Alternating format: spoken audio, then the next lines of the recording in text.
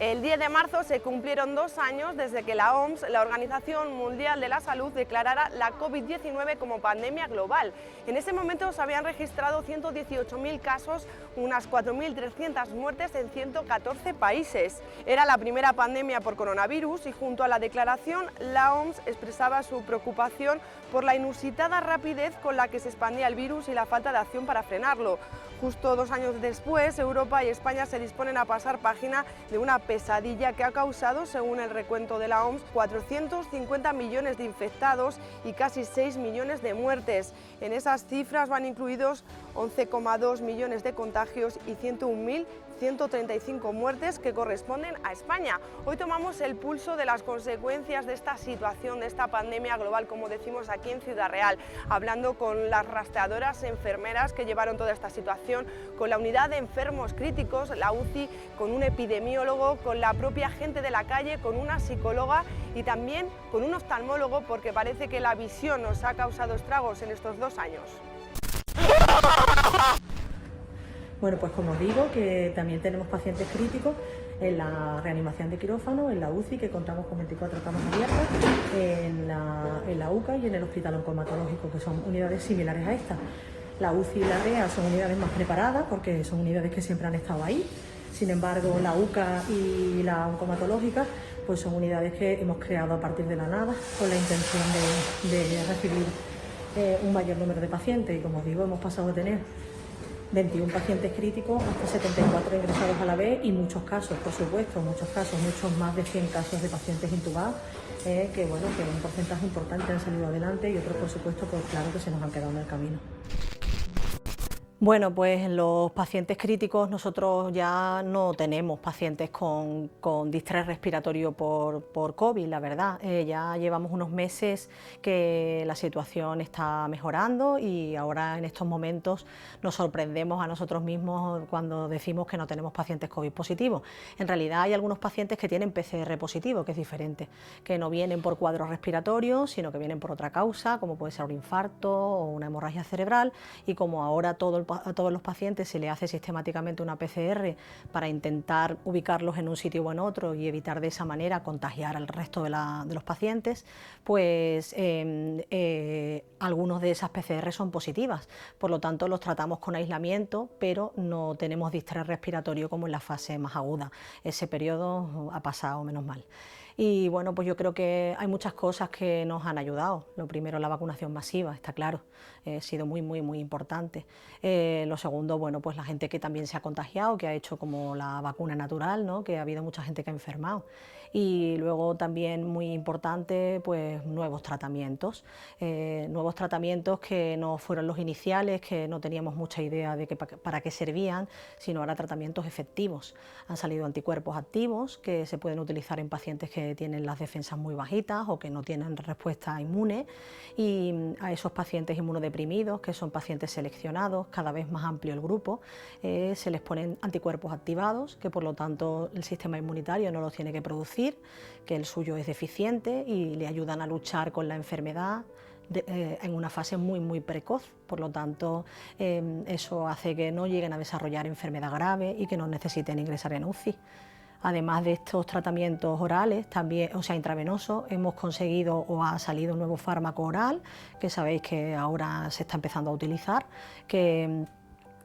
también se van a seleccionar qué pacientes dar y que esos pacientes se van a seleccionar directamente desde atención primaria, y es un tratamiento con pastillas durante 5 días que, bueno, pues también es para un grupo de pacientes determinados que tienen que cumplir una serie de criterios, pero que gracias a estos tratamientos que se están poniendo en marcha, pues vamos a conseguir que nuestros pacientes no evolucionen hasta distrés respiratorio y pacientes graves.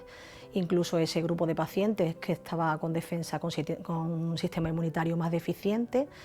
pues no lleguen a desarrollar enfermedad, que son los que al final no evolucionaban bien y muchos de los que fallecían. Así que bueno, creo que en eso hemos avanzado muchísimo y por lo tanto en críticos pues prácticamente no tenemos pacientes por distrés respiratorio con COVID, sino pacientes con PCR positivas, que todavía queda alguno. ¿Secuelas que hayan quedado en pacientes? Bueno, las secuelas de los pacientes críticos, porque bueno, el resto de la población hay personas que tienen taquicardias, otros pacientes que se quedan con disnea y bueno, hay algunos cuadros de ansiedad que posiblemente están relacionados con el miedo que hemos pasado todos con la enfermedad, pero los críticos tienen otras secuelas. Los pacientes que han tenido estancias más largas en UCI son pacientes que han sufrido polineuropatías muy severas y que han necesitado mucho tiempo para recuperar su fuerza muscular y su movilidad normal y han necesitado mucho tiempo de rehabilitación. Luego, como estaban encamados, pues esos pacientes en muchas ocasiones se han hecho úlceras que han tardado bastante tiempo en recuperarse y bueno, inevitablemente nuestro grupo de pacientes, que muchos han hecho fibrosis pulmonar, son pacientes con restricciones respiratorias. Pero bueno, la verdad es que es llamativo que, dependiendo un poco también de qué paciente, hay algunos que se han recuperado muy bien o casi del todo. Yo creo que a todos nos queda, hasta a la población y a los sanitarios, nos queda un poco lo psicológico, que eso no sé si algún día nos curaremos de ello, pero las demás secuelas, pues muchos pacientes las han superado y otros las tienen e intentan convivir con ellas, mejorando un poco la calidad de la asistencia, intentando recuperar esas lesiones. Como digo, pues han hecho un trabajo excepcional aquí, rehabilitación, los fisioterapeutas y bueno, y luego pues la atención a esas lesiones que han tenido posteriormente, que bueno, que algunos están ya completamente recuperados y sin secuelas y otros pues les queda lo psicológico y a otros aún les quedan secuelas, claro, porque han tenido repercusiones cardíacas o pulmonares fundamentalmente.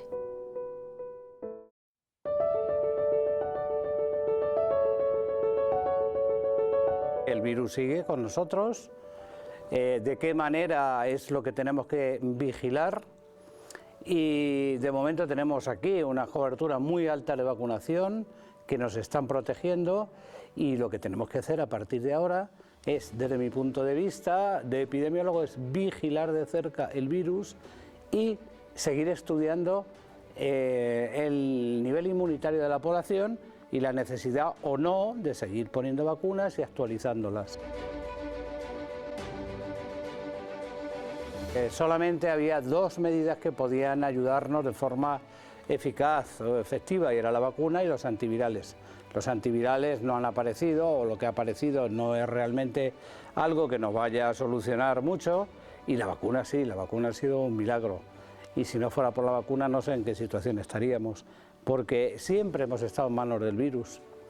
Ahora con la vacuna, por lo menos, sabemos que la probabilidad de enfermar y morir es mucho menor. Se está viendo claramente los hospitales, el número de ingresos, la gravedad de los cuadros, el número de muertes, que va a haber muertes, sí, claro, pero es que muertes hay por enfermedades respiratorias en general, por gripe. Hay personas que tienen unas patologías muy importantes y que tienen que morir y mueren de algo. Y luego hay algunos casos que la vacuna no es efectiva en ellos por distintos motivos y que el virus sigue haciendo daño, ¿no? Desde mi punto de vista, ¿qué es lo que creo que se tiene que hacer ahora? Ahora mismo lo que se tiene que hacer es una vigilancia epidemiológica de la enfermedad mucho más precisa que lo que se ha hecho hasta ahora, estar vigilando cuáles son las incidencias mediante un sistema centinela, por ejemplo, con una definición de caso. No me vale que uno esté infectado, sino que tenga un cuadro clínico, ir viendo la gravedad, ir viendo las personas que ingresan en UCI, ir viendo la mortalidad, y a la vez ir viendo microbiológicamente si aparecen variantes y cómo se están comportando estas variantes respecto tanto a la vacuna, la inmunidad que nos ha inferido la vacuna, como a la propia gravedad de la nueva variante. Esto es básico, es fundamental. Y por otra parte, que los laboratorios vayan actualizando vacunas si es necesario, y sobre todo que sigan investigando a ver si consiguen una vacuna que sea esterilizante, es decir, una vacuna que evite la infección, porque la que tenemos evita, bueno, relativamente poco, relativamente mucho, según lo queramos mirar. Pero también digo una cosa, las mascarillas protegen menos que protege la vacuna para infectarte. No digo ya, por supuesto, para enfermar y morir, que son las vacunas lo único que protegen. Pero incluso para prevenir la infección, las vacunas protegen más que las mascarillas.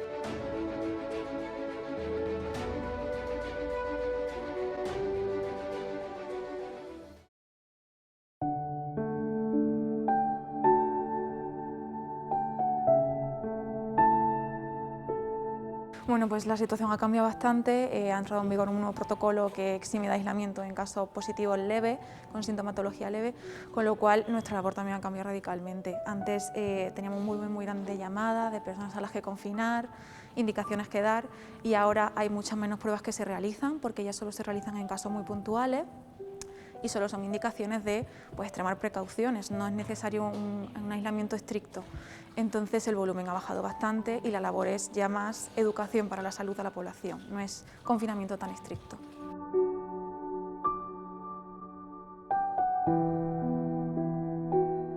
Para los casos positivos que no tienen síntomas o son síntomas muy leves, tipo catarro, lo que las indicaciones que se le da es evitar contactos con personas vulnerables, evitar eventos multitudinarios, se recomienda el teletrabajo y, bueno, en resumidas cuentas, extremar precauciones en los próximos 10 días desde que empezaran con esos síntomas. Cuando estalló la pandemia, por mayo de 2020, fue cuando empezamos en esta unidad. Empezamos 4 enfermeros de atención primaria, especialistas, fuimos formando a más compañeros enfermeros que fueron viniendo de diferentes centros y de hospital y, bueno, fue un poco ensayo-error. Esta unidad no existía y fuimos formando a toda la gente hasta el día de hoy. Hemos sido hasta 30 personas, 30 enfermeros, ahora estamos menos, unas 18, 19 personas aproximadamente. Cuando la incidencia baja, salimos al centro de salud a reforzar donde haga falta, en diferentes centros de la gerencia.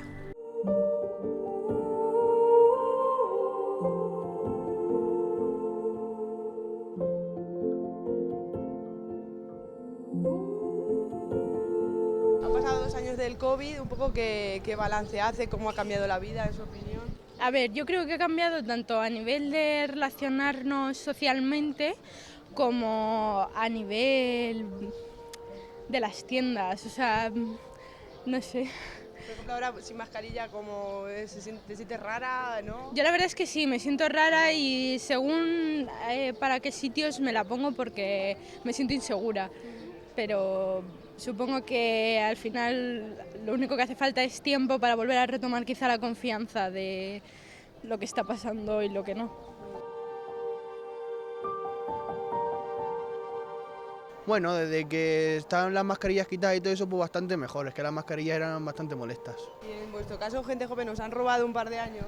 ¿Os sentís así? Bueno, sí, un poquillo, pero bueno. A ver, yo como soy muy casero, incluso me ha gustado un poco el confinamiento, pero así al principio, luego ya digo, que yo quiero salir, quiero salir de fiesta, no puedo, pero bueno, ya lo estamos recuperando poco a poco. Pues ha sido un poco raro porque cuando dijeron lo de la pandemia pues tenías que, pues cerraron todas las universidades y era como un aislamiento de que pasabas de una vida que salías o estabas haciendo tus cosas, a estar en tu casa y bueno, era un poco difícil de asimilar, pero la verdad que ahora con esto que parece que ya volvemos un poco a la normalidad pues nos alegra un montón y más siendo jóvenes que no sé, se echan más cosas en falta, los amigos, la familia que también a las personas más mayores pues yo que sé que no las podías ver por el miedo de que le podías contagiar sobre todo. Ha sido difícil para nosotros, sobre todo por nuestros amigos y nuestra familia, y saber si nuestros familiares estaban bien, ¿no? Mucha incertidumbre también, pero bueno, yo creo que al final hemos sabido salir adelante y yo ahora mismo estoy muy contenta. Sí. Sobre todo las secuelas que nos han quedado ha sido la manera de gestionar las situaciones de mucha incertidumbre. Ahora en este momento ya parece que se ha pasado, pero todavía lo tenemos ahí. Simplemente se han cambiado, por ejemplo, normas como el tema del uso de las mascarillas, como otro tipo de restricciones, de tener en cuenta cuántos pueden ser los grupos de personas que coinciden o que se juntan en determinadas actividades, pero el COVID no ha desaparecido y eso en caso de muchas personas sigue estando muy presente en secuelas de miedo, en secuelas de angustia, de ansiedad o incluso de depresión, con lo cual realmente el dato interesante, el dato importante es que esto se vive de forma distinta dependiendo de la situación de cada persona, dependiendo de las familias, dependiendo de las circunstancias que cada cual haya tenido cerca. porque son edades en las cuales hay que pues, empezar a salir o relacionarse de otra manera, y para muchos jóvenes pues, han tenido la sensación de que no han podido hacer la vida normal que venían viendo en otros chicos y chicas que tenían de referencia como unos años más mayores, pero al final todo son experiencias, ¿no? Dentro de la juventud pues también se ha vivido con mucho alivio la relajación de las medidas, se ha vivido como con muchas ganas contenidas poder salir, poder volver a tener un ocio más o menos normal, pero también en el grupo de jóvenes puede haber chicos y chicas que sigan sintiendo miedo, que lo hayan pasado mal por la pérdida de algún familiar cercano, y por lo tanto los niveles de concienciación que podemos encontrar pueden ser muy diferentes también en esos grupos de edad, aunque mayoritariamente para los jóvenes pues haya sido un alivio poder volver otra vez a relacionarse con bastante normalidad. Que el uso continuado de las mascarillas bloquea una parte de expresiones faciales que puede ser muy importante, por ejemplo, en la adquisición y el uso del lenguaje. No olvidemos que hay un grupo de edad de niños y niñas que hasta hace poco han acudido a guarderías o a centros escolares y han estado con adultos que tenían esa responsabilidad en el proceso de enseñanza-aprendizaje, que permanentemente llevaban una mascarilla puesta, con lo cual todo lo que sería la gesticulación de una parte de la cara se la han perdido, ¿no? La gesticulación o incluso la expresión de determinadas emociones, bueno, pues es un aprendizaje que van a tener que hacer ahora, pero en principio eso tampoco tendría por qué ser un gran problema, simplemente pues que cambiarían los tiempos y el ritmo del aprendizaje para algunos niños y niñas.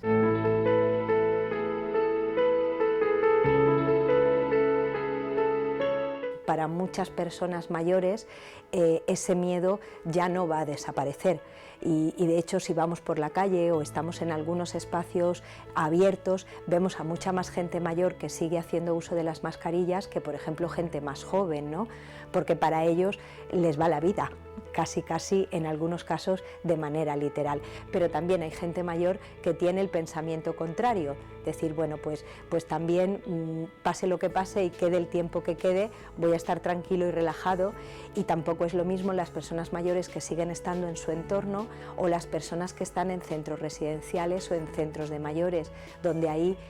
el contexto y la necesidad de protección de unos hacia otros también es muy diferente.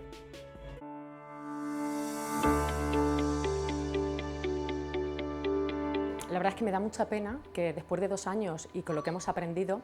que no solamente el COVID se transmite por aerosoles, es decir, que está en el aire y que los lugares de más riesgo son los espacios interiores mal ventilados, sin renovaciones de aire, que además está sin mascarilla y donde hay mucha gente, me da mucha pena que no se haya invertido por hacer algo respecto a ventilación. Sistemas de ventilación eficientes, medidores de CO2. Nosotros siempre lo hemos dicho desde la plataforma Aireamos, que la mejor manera de controlar la ventilación es con un medidor de CO2 para saber si yo puedo estar segura en un espacio o no. Pero no solamente por el COVID, como comentaba anteriormente, sino también porque hay otras enfermedades que se transmiten por el aire y que estamos hablando de prevenir, o sea, es una prevención en salud. Entonces, respecto a esto, sí que es verdad que hay muchas entidades, me atrevería a decir más bien privadas que públicas, que sí que han implantado medidores de CO2. Por ejemplo, también hay colegios que desde el principio de la pandemia adquirieron medidores de CO2 y que se basan en las medidas del CO2 para medir la calidad del aire que tienen, y ya no solo para prevenir el riesgo de contagio, es que si un día cuando acabe la pandemia seguirá habiendo problemas de calidad del aire interior. O sea, el aumento por ejemplo, de los niveles de CO2, que las personas somos la principal fuente de emisión de ese CO2, cuanto mayor sean las concentraciones puede provocar problemas. Por ejemplo, en los colegios, falta de concentración, somnolencia, disminuye el rendimiento, pero no solo en un colegio, en una oficina. O sea, somos más listos y podemos pensar con mayor claridad pues cuando tenemos una mejor ventilación, ¿no? Y tenemos una mejor renovación de aire en un espacio interior. Entonces yo lamento que después de 2 años no se haya hecho nada por mejorar este tema. Sí me gustaría destacar que nosotros desde la plataforma Aireamos hemos impulsado la creación de una norma UNE para la medida del CO2 en los espacios interiores. y que esperamos que dé solución pues, a este problema, ¿no? Es decir, cómo medir la ventilación, qué estrategias de ventilación seguir y sobre todo que se use los medidores de CO2 porque de verdad que es un recurso útil que debería venir para quedarse, porque tenemos que mejorar la calidad del aire, ¿vale? No solo la del exterior, pero es que dentro pasamos más tiempo y además es que lo que hay dentro, tenemos la contaminación que procede de fuera más lo que procede de dentro, unido a las enfermedades respiratorias. Entonces yo creo que invertir en salud es el camino que deberíamos seguir.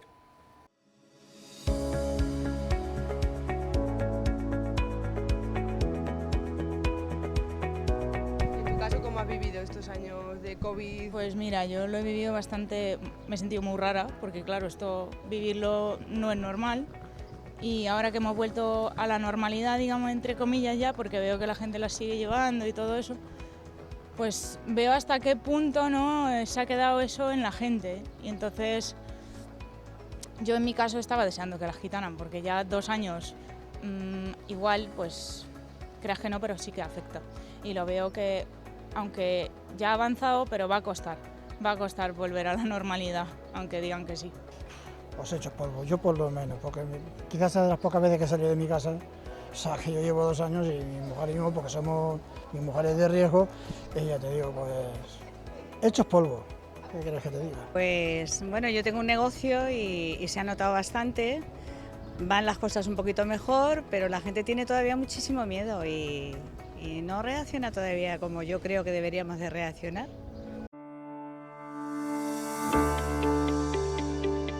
Hemos ido enlazando una cosa con otra. Tras el 2020 ese nefasto, el 2021 de la recuperación, las empresas que cayeron, por ejemplo en 2021 se contabilizaba con que habían caído en la provincia cerca de 400 empresas, 370 y tantas. A finales de este año, o sea, a finales del año 2021, habíamos recuperado en torno a 600 y pico, ¿vale? Dice, bueno, hemos recuperado 200 en cómputos generales, dice, sí, pero es que llevábamos un crecimiento de unas 700 al año, entonces no hemos cogido todavía esa velocidad del crucero en el crecimiento que teníamos como buena economía, ¿no?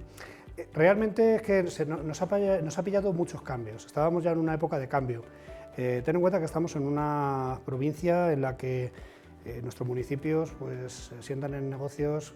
muy pequeños. De hecho, creo que el INE en las estadísticas esas que te digo del año 2021, lo que salió en enero de este año, salía que teníamos en torno a 16.000 empresas, 16.100 o algo, 16.000 y poco. Y de esas, cerca de 9.000 son micro, bueno, estamos hablando de negocios, no empresas, porque son la mayor parte o autónomos, son cerca de 8.000, o sea, la mitad son autónomos, o microempresas que no llegan a 3 trabajadores, ¿vale? Estamos hablando de que de esas 16.000, en torno a 12.000 está entre autónomos solo o autónomo con hasta 3 trabajadores, ¿vale? Tenemos un negocio que es pequeñito y ese negocio pequeñito siempre sufre más los cambios porque tiene menos margen de maniobra. Claro, estábamos en un momento de cambio, por ejemplo, en el comercio, teníamos una situación de cambio porque ya había entrado comercio electrónico, estaba asentándose. GlobalCam, que es una consultora a nivel mundial, predecía que en 2018 ya predecía que en 2020 existiría como la mitad de los comercios, de los pequeños comercios, de las tiendas, no solo el comercio que conocemos así, sino cualquier negocio que da atención al público, que desaparecería el 50% del que existía por aquel entonces, en 2018, para 2020. Y eso que no conocía que iba a haber una pandemia. Claro, esa época de cambio nos ha pillado con una pandemia mundial, que no hace falta que digamos todo lo que ha pasado, sobre todo en el tema de atención al público, lo que ha afectado a la hostelería, al comercio, ha tenido una inactividad muy alta y le está costando recuperarse. Y resulta que mientras te estás recuperando llega el encarecimiento de las materias primas, el encarecimiento de los combustibles o de la energía en general, una guerra, ahora más reciente. Claro, esto al final repercute negativamente sobre todo en esos pequeños negocios, ¿vale? Ha habido reestructuraciones, ha habido cambios, ahí hay que ver un aspecto, si no positivo, por lo menos neutro, en cuanto a que sí es verdad que ha servido todos estos momentos para que las empresas tuvieran que cambiar, las que han quedado todavía vivas han tenido que cambiar y adaptarse a estos nuevos tiempos que venían, porque han venido además más rápido y se han acelerado mucho más esos cambios, ¿no? El otro día conocía un informe de Funcas en las que salía que ya en torno al 60% de la población ya utilizaba más la banca online que la física. Los negocios pues les ha pasado igual, se han tenido que digitalizar, no solo para tema de comercio electrónico, parece que hablamos de digitalización de empresa en el comercio electrónico solo, sino también en temas de gestión, en temas de facturas electrónicas, pues eso ha supuesto también unos cambios. Pero ya digo, aparte de esos cambios que pueden ser neutros, que dice, bueno, sí, ha servido también para adaptar, como cualquier crisis, que sirve para que la gente se reinvente y todo, pues ha sufrido también gran parte del comercio, por ejemplo, que podemos ver por la ciudad, se está viendo como todavía no está abriendo, como todavía hay muchos locales que están cerrando y esperamos que este año, pues, con estos encarecimientos, estos días se está conociendo también el incremento del IPC, todos los valores que están viendo a nivel económicos nos están diciendo que este año va a ser un poco más difícil que lo que esperábamos. Cuando estábamos durante la pandemia todos veíamos que el final de la pandemia, cuando llegase, iba a ser una recuperación más rápida, pero todo esto nos ha venido, ya digo, entre la guerra, los materiales, todo se está complicando más y supondrá pues un mayor esfuerzo que esperemos desde las organizaciones empresariales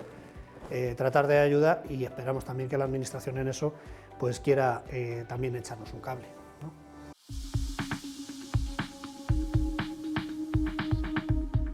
Debido al COVID, ahora usamos la mascarilla, que a los ojos afecta muchísimo, porque con el vaho tenemos muchísima más irritación ocular. Y luego además, al estar más tiempo en casa confinados, hacemos mucho más uso de las pantallas y el enfoque abusivo de cerca genera dolores de cabeza, incluso miopía por acomodación, que es una miopía falsa, un crecimiento de la miopía, que es por ello que recomendamos que, aunque tengamos que estar en casa, pues miremos por las ventanas, hagamos enfoque lejano de vez en cuando para que nuestra mirada descanse y esté flexible, para evitar estos dolores.